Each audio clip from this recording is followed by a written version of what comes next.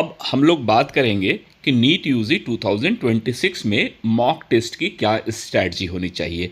और अभी ये बिल्कुल बहुत ही इम्पॉर्टेंट है आप उन तमाम पेरेंट्स और बच्चों के लिए जो नीट यूजी 2026 के एस्पिरेंट्स हैं और अपनी तैयारी फुल स्विंग में कर रहे हैं। अब वैसे में मॉक टेस्ट कब शुरू करें, क्या करें, ये सारी चीज़ें मैं आपको अब बताने वाला हूँ। तो मॉक टेस्ट क्लास 11th और क्लास 12th ये दोनों पूरा सिलेबस होने के बाद ही स्टार्ट करनी है। पहली चीज़, हफ्ते में 1 से 2 फुल मॉक टेस्ट दें। रोज सेक्शन वाइज या पार्ट वाइज टेस्ट दे सकते हैं।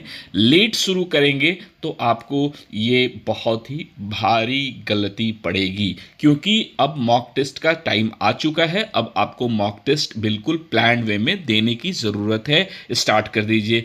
रियल एग्ज़ाम जैसा आपको कंडीशंस में टेस्ट देना चाहिए, यानी कि 3 घंटे कंटिन्यूस आपको बैठना है। मोबाइल, नोट्स, ब्रेक्स, ये इसे सारी चीज़ों से आपको परहेज़ करना है।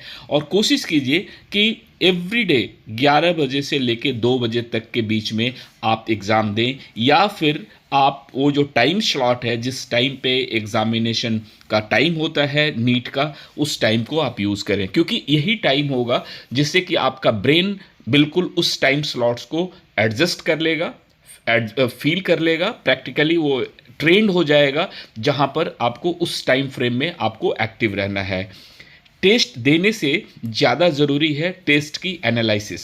यानी कि रूल क्या है, आप सभी को पता है कि 1 मॉक टेस्ट 3 से 4 घंटे में आपको उसकी एनालिसिस करनी है। यानी एक मॉक टेस्ट आपने दिया और उसके बाद कम से कम उस मॉक टेस्ट के सारे questions, answers, correct answers, incorrect answers, unattempted questions, इन सारे के वो सारे ऊपर कम से कम 3 से 4 घंटे की एनालिसिस होनी चाहिए। एनालिसिस में क्या क्या देखना है ये आप देखिए। सिली मिस्टेक्स आपने कहीं कुछ की हो, जैसे यूनिट्स, साइन या ऑप्टिनेंस, ये जो ऑप्शंस वगैरह जो आपको चूज़ करने में आपको दिक्कत आई हो, या कंसेप्चुअल गैप्स कुछ रहा हो, ये आपको देखना है। टाइम कंज्यूमिंग क्वेश्चंस, कुछ ऐसे क्वेश्चंस भी होंगे जिसमें आपको बहुत ज़्यादा टाइम लगा होगा, कुछ क्वेश्चंस आपने बहुत जल्दीबाजी में की होगी या जल्दी कर लिया होगा, तो ये भी आपको देखना है कि टाइम कंज्यूमिंग क्वेश्चंस कौन कौन से थे, आपने उसमें कितना टाइम लगाया, आखिर इतने टाइम लगने का रीज़न क्या है, और उस तरह के क्वेश्चंस को शॉर्ट वे में कैसे कर सकते हैं, तो वो भी आपको देखना होगा। स्ट्रॉन्ग वर्सेस वीक चैप्टर्स, और जब आप पूरे मॉक टेस्ट की एनालाइज करेंगे तो आप देखेंगे कि कुछ ऐसे चैप्टर्स होंगे जहां पर आप बहुत स्ट्रांग हैं और कुछ चैप्टर्स आपके लिए बहुत ही मिस्टेक है, यानी कि वहां पर वीक है। तो आपको एक काम करना है कि मिस्टेक को कॉपी करिए, नोट कीजिए कि आपने क्या क्या गलत किया है। इसके बाद अब देखिए अटेम्प्ट की स्ट्रैटेजी, ये गोल्डन रूल है। अटेम्प्ट कैसे करना है, क्या करना है, तो सबसे पहले 100% श्योर करें जो क्वेश्चन आपका आता हो उसको पहले अटेम्प्ट कीजिए। यानी कि 100% श्योर वाले क्वेश्चंस को सबसे पहले आपको अटेम्प्ट करना है, ये गोल्डन रूल है। फिर एलिमिनेशंस बेस्ड पर, यानी कि एलिमिनेट करने वाले कंडीशंस पे, अगर 4 ऑप्शंस हैं तो पहला ऑप्शन सही नहीं है, दूसरा नहीं है, चौथा नहीं है, तो फिर शायद इसका मतलब कि थर्ड हो सकता है। यानी कि पहला आपका गोल्डन टिप्स है कि 100% जो श्योर क्वेश्चंस हैं उसको आपको अटेम्प्ट करना है।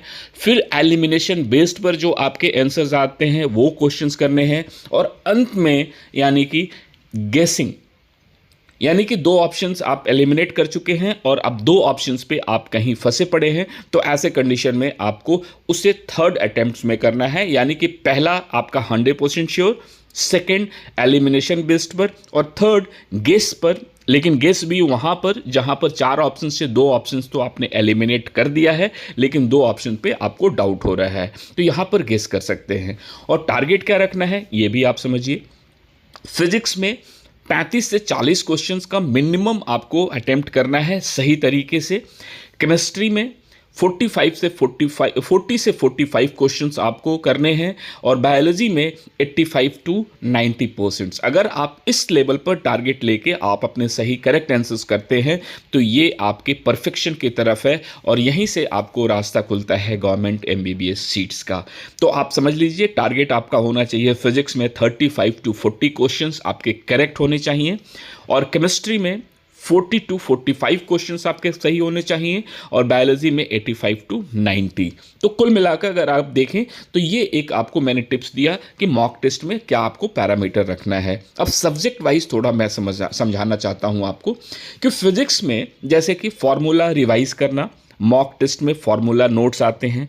कैलकुलेशन स्पीड बढ़ाने के लिए अप्रॉक्सीमेशंस की प्रैक्टिस करना, असर्शन रीजन पर एक्स्ट्रा फोकस करना। केमिस्ट्री देखा जाए तो एनसीईआरटी लाइन बाय लाइन आपको क्वेश्चंस मार्क करें। इनऑर्गेनिक में मॉक टेस्ट में डायरेक्ट एनसीईआरटी फैक्ट्स निकलते हैं। फिजिकल्स में यूनिट्स प्लस फार्मूला टिप्स आपको पहचानने होंगे और वहाँ से आपको, क्योंकि फार्मूला का जो ट्रैप है वो आपको सिस्टम मालूम होना चाहिए फिजिकल में। और बायोलॉजी की बात अगर करें तो यहीं से आपका गेम चेंजर है, यानी कि आपको यहीं पर सिलेक्शन का रास्ता दिखाता है। तो 90% क्वेश्चन जो होते हैं बायोलॉजी में वो एनसीईआरटी से बिल्कुल लाइन टू लाइन होते हैं और उसी से ऑप्शंस निकालकर आपको क्वेश्चन दिया रहता है। मॉक टेस्ट में डायग्राम बेस्ड मिस्टेक्स अलग नोट्स कर लीजिए कि डायग्राम बेस्ड जो क्वेश्चंस होते हैं उसमें मिस्टेक नहीं करनी है और उसकी तैयारी आपको अलग से करनी है। स्टेटमेंट बेस्ड क्वेश्चंस भी होते हैं जो बार बार आपको रिवाइज करना होता है। और आपको मैं बताऊं, ये फेब, मार्च और अप्रैल यानी कि 3 महीने की आपकी स्ट्रैटेजी। अब हफ्ते में 2 फुल मॉक टेस्ट अभी से आपको स्टार्ट करना होगा। हर दिन एक बायोलॉजी टेस्ट देनी होगी, वीक चैप्टर रिवीजन करना होगा और न्यू बुक और न्यू टीचर्स एकदम आपको स्टार्ट नहीं करना है, या ना ही कोई साइड बुक्स आपको नई स्टार्ट करनी है और ना ही किसी नए टीचर से आपको अपनी पढ़ाई स्टार्ट करनी है। तो करना क्या है, यानी कि एवरी वीक आपको 2 फुल मॉक टेस्ट देना है और हर दिन एक बायोलॉजी का चैप्टर वाइज आपको कोई मॉक टेस्ट देना है छोटे, और वीक चैप्टर्स की रिवीजन आपको करनी है। अच्छा, कॉमन मिस्टेक्स क्या आपको अवॉइड करने हैं, ये देखिए। मॉक टेस्ट को कभी भी स्किप नहीं करना है, सिर्फ स्कोर देखना है, एनालिसिस नहीं, ये भी नहीं करना है। हर टेस्ट में स्ट्रैटेजी बदलना है, बिल्कुल नहीं। और लो स्कोर में डिमोटिवेट होना है, बिल्कुल नहीं। यानी कि आप लो स्कोर से डिमोटिवेट नहीं होंगे। हर टेस्ट में कोई नई स्ट्रैटेजी अप्लाई नहीं करेंगे कि पहले फिजिक्स करेंगे, फिर बायोलॉजी करेंगे, फिर केमिस्ट्री करेंगे, या केमिस्ट्री करेंगे, फिजिक्स करेंगे, बायोलॉजी करेंगे, या बायोलॉजी करेंगे, फिजिक्स करेंगे, केमिस्ट्री करेंगे। Is not like that. आपको अपनी एक स्ट्रैटेजी, फिक्स्ड रूल प्लान करना है और उसी के हिसाब से आपको अटेम्प्ट लेना है और मॉक टेस्ट को कभी भी स्किप नहीं करना है, ये बिल्कुल आप ध्यान रखेंगे। मॉक टेस्ट देना ही है जो शेड्यूल आपने प्लान किया है।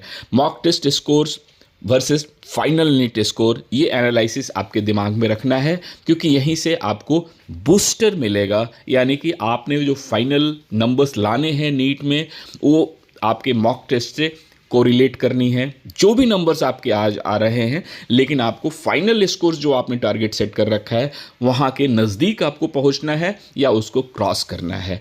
तो अब ये देखिए, अब बेस्ट मॉक टेस्ट देने के माइंडसेट्स क्या क्या हो सकते हैं आपको। मॉक टेस्ट यानी कि प्रैक्टिस मैच है, एग्ज़ाम वर्ल्ड कप फाइनल है। ये आपके दिमाग में बैठना चाहिए कि ये मॉक टेस्ट जो है आपकी प्रैक्टिस मैच है और एग्ज़ाम जो है फाइनल का, वो वर्ल्ड कप का फाइनल है। तो मॉक टेस्ट में कोई गलती अगर करते भी हैं तो एग्ज़ाम में नहीं होनी चाहिए। यानी कि मॉक टेस्ट एक प्रैक्टिस टेस्ट है, प्रैक्टिस मैच है, तो यहाँ पर तो थोड़ी गलती हो भी सकती है, लेकिन फाइनल एग्ज़ाम से पहले यानी फाइनल वर्ल्ड कप से पहले आपको ये गलतियों को ख़त्म कर देना है, राइट। तो अब आपको मैं बताऊं कि 720 नंबर्स स्कोर करने के लिए आपको मॉक टेस्ट की स्ट्रैटेजी बनानी होगी और मिनिमम नंबर्स का प्लान करना होगा जो आपको फाइनल एग्ज़ाम में लाना है। तो उसके हिसाब से पूरी स्ट्रैटेजी बनाकर आप अपनी मॉक टेस्ट की तैयारी आज से ही शुरू करिए।